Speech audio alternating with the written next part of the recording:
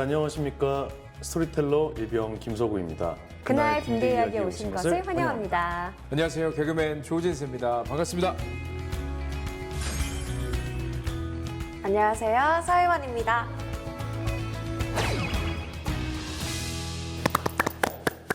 (1592년 4월 12일) 거북선을 시험 운행하고 총통 발사 시험까지 성공하는데요. 놀랍게도 다음 날인 4월 13일 임진왜란이 발발합니다. 와, 하루 사이로 와! 이순신 함대 전승 신화의 시작인 옥포해전입니다. 왜군 4천여 명이 전사한 데 반해 사망 0명. 압도적인 승리네요. 조선의 수군을 최강으로 만든 이순신의 사람들, 이들이 있었기에 가능했습니다. 혹시 이 배 이름 아시나요? 이름 아시나요? 현모 뭐 이런 거 아닐까요? 이거 큰 배. 네. 큰 배는 맞죠. 네, 이 배는 2003년에 우리 해군에 취역한 4,400톤급 한국형 구축함인 충무공. 충무공 이순신함입니다. 아, 이순신함이에요, 이게? 충무공 이순신함은 대한민국 최초 스텔스 기능이 도입된 구축함인데요. 해군의 힘을 크게 향상한 전투함으로 평가받고 있습니다. 해군의 배에 역사적으로 좀 훌륭한 분들의 이름을 쓴다는 건 제가 들었거든요. 근데 해군의 이 힘을 크게 올린 배라고 하셨는데 그럼 임진왜란의 영웅인 이순신 장군 이름이 붙는 게 당연하겠네요, 그럼. 그런데 임진왜란의 위대한 승리는 이순신 장군뿐만 아니라 이들이 있었기에 가능했습니다. 이게 뭔지 아세요? 이거 잠수함 아닌가요? 네, 맞습니다. 이 잠수함은 우리나라 209급 잠수함입니다. 209급 잠수함은 총 9척이 있는데요. 그중에 이런 함명들이 있습니다. 정우남, 나대용함, 이역기함. 사람 이름 같은데요? 네, 바로 임진왜란에서 충무공 이순신과 함께 활약한 장수들의 이름입니다. 아, 그 조선의 바다를 지키던 그 이름들이 이제 잠수함으로 다시 부활해서 지금도 이제 우리의 바다를 지켜주고 계신 거네요. 네, 그렇습니다. 4월 28일은 충무공 이순신의 탄신일입니다. 그래서 오늘 그날 군대 이야기에서는 이순신의 곁에서 임진왜란을 승리로 이끌고 조선의 수군을 최강으로 만든 이순신의 사람들, 그날의 바다를 바꾼 이름들을 만나보려 합니다.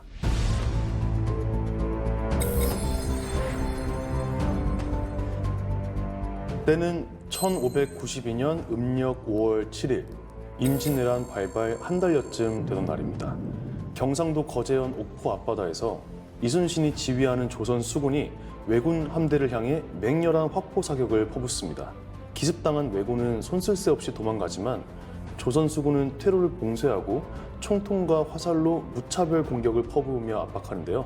이 해전에서 왜군의 배 26척이 침몰하고 왜군 4천여 명이 전사한 데 반해 조선 수군의 피해는 사망 0명, 부상 1명으로 조선의 완벽한 승리로 끝납니다. 와, 진짜 압도적인 승리네요. 네, 바로 이 전투가 이순신 함대 전승 신화의 시작인 옥포해전입니다. 오, 옥포해전. 임진왜란에서의 첫 해전. 임진왜란의 첫 해전이자 승리의 시작이었죠. 하지만 첫 승리를 거머쥘 수 있게 한 주역은 따로 있습니다. 바로 녹도진의 만호 정운입니다. 임진왜란이 일어나고 며칠 뒤 왜군이 남해안의 섬과 포구를 잇따라 장악하자 경상 우수사 원규는 다급히 전라 좌수사 이순신에게 지원을 요청합니다. 하지만 전라 좌수영에서는 우리 지역을 지키기도 벅찬데 다른 지역까지 어떻게 돕겠냐며 출전에 반대하는 목소리도 작지 않았는데요. 그때 한 사람이 나서서 이런 말을 합니다. 어떤 말이요? 적을 치는데 우리 지역, 남의 지역이 따로 있소이까? 적의 예봉을 꺾어야 전라도도 지킬 수 있습니다. 그 말을 한 분이 바로 지금 말씀하신 정운인가요? 네, 맞습니다. 하지만 이순신은 전라 우수사 이역기 부대가 합류하기를 기다리느라 출전을 망설이는데요. 이때도 정운은 독대를 청해 시간을 미루면 후회하게 될 거라고 당장 출전할 것을 단호하게 요청합니다. 정운의 강력한 건의에 정신이 번쩍 든 이순신은 곧장 출전 명령을 내립니다. 그리고 5월 7일 옥포해전이 벌어지죠. 근데 휘하장수가 청한다고 무조건 들어주는 건 아니잖아요. 네, 맞습니다. 이순신 장군이 정운을 신뢰하고 높이 평가하게 된 데는 이유가 있는데요. 장수로서의 능력뿐 아니라 그의 사람됨이 남달랐기 때문입니다. 어떤 분이셨는지 너무 궁금해요. 자, 바로 이분이 녹도 만호 정운입니다. 보니까 어떤 느낌이 드세요? 눈빛이 엄청 날카로우시고 뭔가 불의를 못 참으실 것 같아요. 네, 맞습니다. 정우는 강직한 성품만큼이나 일에도 철두철미했는데요. 녹도진에 부임하자마자 병졸들을 다그쳐 훈련을 강화하고 목책과 막루를 설치하고 또 포구에 정박 중인 함선들을 최상의 상태로 만들어 유지했습니다. 그래서 이순신 장군이 좋아하셨나 보네요. 네, 맞아요. 정운이 책임지고 있던 녹도진을 둘러본 이순신은 완벽한 전투태세에 크게 감탄하며 정운을 극찬했다고 합니다. 또 정운은 이순신의 뜻을 누구보다 정확하게 읽어내는 장수였고 이순신 또한 그런 정운을 깊이 믿고 의지했습니다. 결국 이순신의 첫 출전 결심은 정운에 대한 신뢰에서 시작됐다고 해도 과언이 아니죠. 이순신 장군의 마음을 사로잡은 부하네요. 정운의 활약은 전장에서도 빛났는데요. 옥포해전에서 정운은 원래 후부장, 즉 함대의 맨 뒤에 배치되어 있었습니다. 그런데 그때까지만 해도 실전 경험이 거의 없던 수군들이 쉽게 공격에 나서지 못하자 군사들을 독려하며 직접 맨 앞으로 나섭니다. 와. 그리고 선봉에서 외선 두 척을 격침하는 전공을 세우죠. 오, 멋있으셔요. 이후에도 여러 해전에서 늘 선봉장이 되어서 큰 전과를 올리는데요. 특히 한산도 대첩에서는 적의 대선 두 척을 격침하고 적군 3명의 목을 베고 조선 포로들까지 구출하며 전투의 승리를 견입합니다. 오, 이순신 장군이 진짜 든든하셨겠어요. 그렇게 한산도 대첩에서 대승을 거둔 2달 뒤 이순신 함대는 이 전쟁을 그만 끝내야겠다는 생각으로 1592년 음력 9월 1일 왜군의 보급기지인 부산을 공격하기로 합니다. 아, 보급기지가 막히면 더 이상 전쟁을 할 수가 없으니까. 네, 맞습니다. 지금껏 치른 모든 해전에서 패배했던 왜군들은 사기가 한껏 꺾여 있었는데요. 조선 수군은 이날도 그 기세를 몰아서 왜군 함선 100여 척을 침몰시키고 수천 명의 사상자를 내면서 압도적인 승리를 끌어냈습니다. 그런데 이 전투에서 조선 측 함선의 피해는 전혀 없었지만 안타깝게도 6명의 전사자가 나왔습니다. 그리고 그중 녹도 만호 정운이 있었어요. 아, 어떡해요. 정운의 전사를 두고 이순신은 국가가 오른팔을 잃었다며 애석해하고 목 놓아 울었다고 합니다. 그리고 그 늠름한 기운과 맑은 훈령이 부질없이 사라져 후세에 알려지지 못한다면 이야말로 지극히 애통한 일이라며 고흥군 녹도항 쌍충사에 정운을 모실 것을 조정에 건의합니다. 이순신 장군이 정운을 얼마나 아꼈는지 알 수 있죠. 정운의 영혼은 녹도에 모셔졌지만 그 충심은 이순신 장군의 가슴에 묻혔을 것 같네요. 녹도 만호 정운이 이순신의 마음을 움직인 부하라면 이순신이 기술적으로 의지한 사람이 있습니다. 오.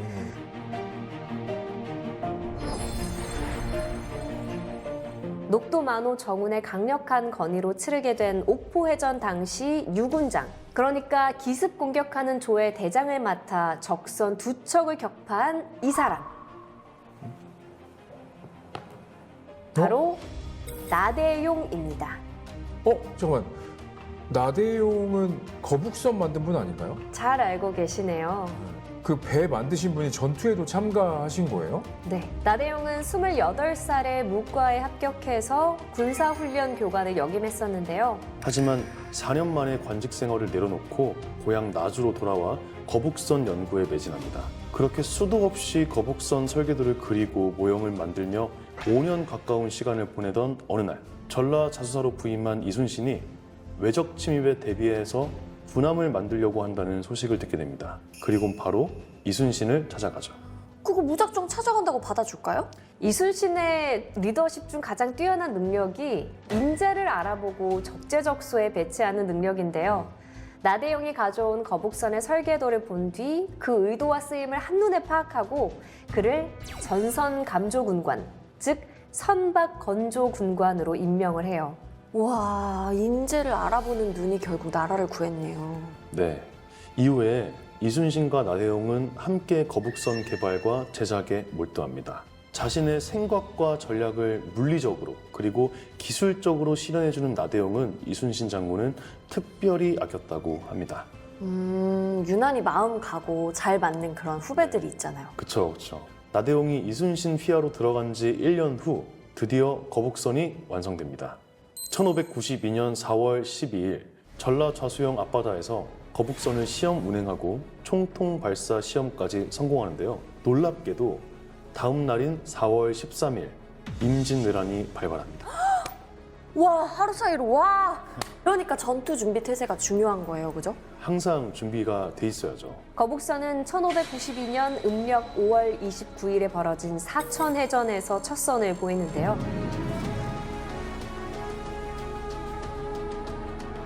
이 해전은 거북선을 앞세워 적함 13척을 모두 격침하며 조선수군의 대승으로 끝납니다. 그런데 이 사천해전에서 나대용은 적군의 총에 왼쪽 다리를 맞고 큰 부상을 입게 됩니다. 하지만 끝까지 자리를 지키며 전투를 지휘하죠. 이런 부하가 있어서 이순신 장군이 든든하셨겠어요. 맞습니다. 그렇게 수많은 전투를 치르며 6년이라는 시간이 흐르고 1598년 11월 19일 노량해전이 일어납니다.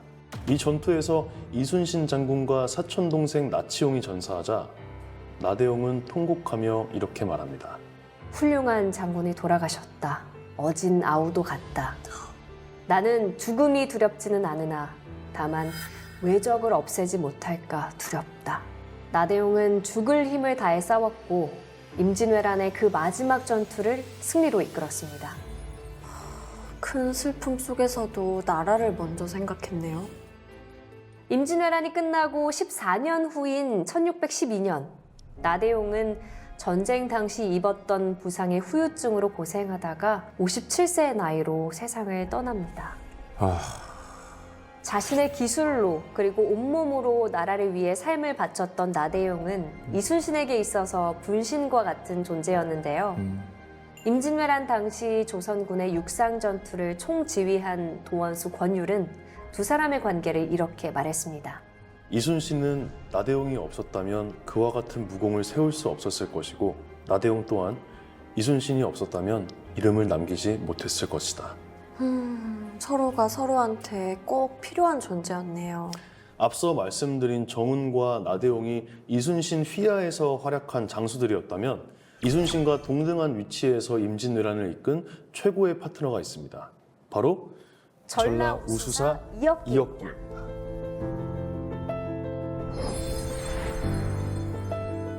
이혁기는 정종의 10번째 아들, 덕천군의 후손으로 왕실의 종친입니다. 와, 태생이 남다른 분이구나. 어려서부터 무예가 뛰어나서 무려 10대 때 무과에 급제하고 21살이 되던 해 두만강 하류의 요충지인 경흥부사로 임명됩니다. 이곳에서 두만강을 넘어온 여진족을 격퇴하면서 큰 전공을 세웠고 젊은 나이에 장수로서의 능력을 인정받게 되죠. 근데 당시에는 이혁기가 더 높은 자리에 있었던 거죠? 네, 맞습니다. 이혁기는 이순신보다 무려 16살이나 어렸지만 10대에 급제한 데다 승진도 빨라서 늘 계급이 더 높았어요. 그러다 1591년 이순신이 종6품 정읍현감에서 정3품 전라좌수사로 무려 7계급이나 승진하고 이혁기도 전라우수사로 오면서 두 사람은 같은 위치에서 다시 만나게 됩니다. 늘 계급이 낮던 이순신을 갑자기 같은 계급으로 만나면 이혁기 입장에선 좀 불편하지 않았을까요? 아닙니다. 이혁기는 이순신의 능력을 인정했고 두 사람은 깊이 신뢰하며 우애를 나눴습니다. 난중일기를 보면 전투가 없는 날이면 함께 밥을 먹고 바둑을 두며 지내고 전란 중에는 바다 위에서 논의하다가 잠들기도 했다는 내용이 많습니다.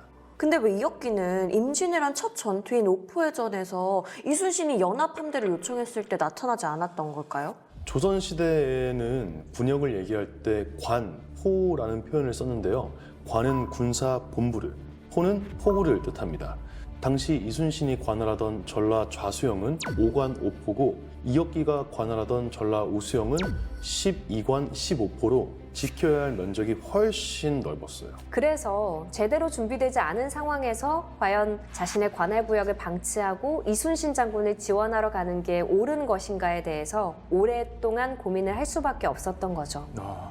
2차 출정에서 사천해전과 당포해전에서 승리한 이순신 함대가 해안가에 머물고 있을 때 드디어 이혁기 부대가 당도하는데요.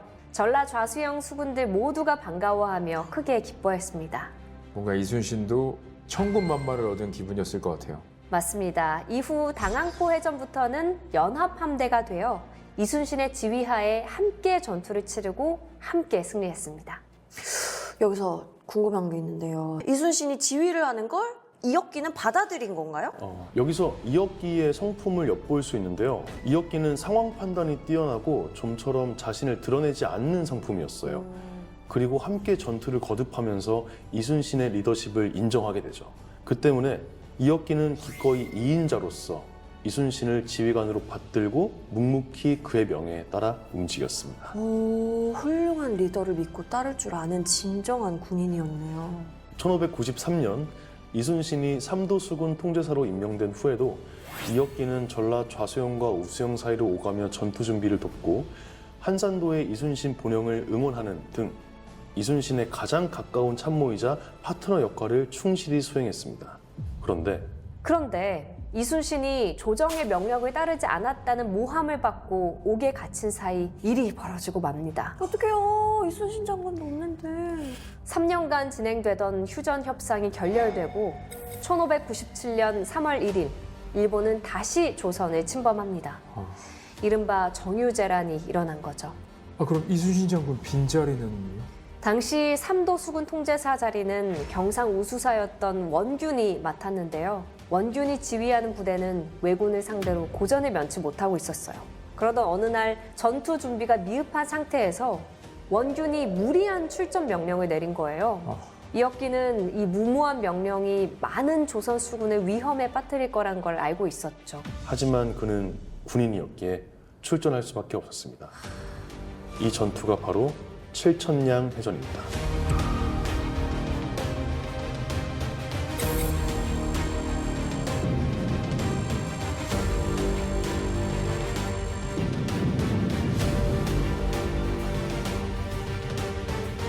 지휘관의 원균이 잘 지휘했나요?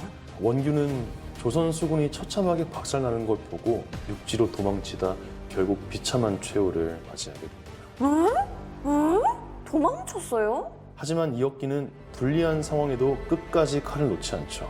불타는 배 위에서 부하들이 그만 피하시라고 할 때에도 그는 단호하게 고개를 젓고 계속 적군을 상대합니다. 그리고 외적들에게 포위돼 더 이상의 길이 없다고 판단했을 때 조정을 향해 절을 올리고 스스로 바다에 몸을 던집니다.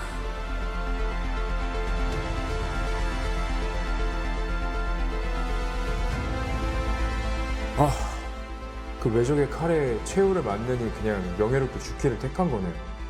훗날 이순신 장군이 돌아와서 그의 죽음을 듣고는 몹시 애통해하며 통곡했다고 해요. 다음 해 노량해전에서 이순신 장군이 전사하고 이혁기는 1600년 여수 충민사에 이순신 장군과 함께 배양됐습니다. 살아서 가장 가까운 파트너였던 두 사람은 이제 죽어서도 함께하네요. 불패의 조선 수군을 만든 정운, 나대용, 이혁기. 이분들이 없었다면 영웅 이순신도 지금의 대한민국도 없겠죠. 생전에 이순신의 최고의 참모이자 파트너였던 세 사람의 이름은 우리 잠수함의 이름으로 다시 태어나 충무공 이순신함과 함께 대한민국의 바다를 지키고 있습니다. 오늘은 임진왜란을 승리로 이끈 이순신의 사람들에 대해 이야기를 들려드렸는데요. 그날의 이야기를 듣고 오늘 어떤 질문이 떠오르시나요? 제가 이렇게 살아있다는 것 자체가 이름 없이 싸운 수많은 분들 덕분이라는 생각이 들었어요. 그래서 이런 질문을 남기고 싶습니다. 그들이 지켜준 이 귀한 삶을 나는 얼마나 감사하며 살고 있는가? 훌륭한 리더는 결코 스스로 만들어지는 게 아니라 훌륭한 동료가 있어야 완성된다는 걸 다시 한번 느꼈어요. 그래서 저 자신한테 이런 질문을 하고 싶어요. 나는 누군가를 빛나게 할 수 있는 사람인가?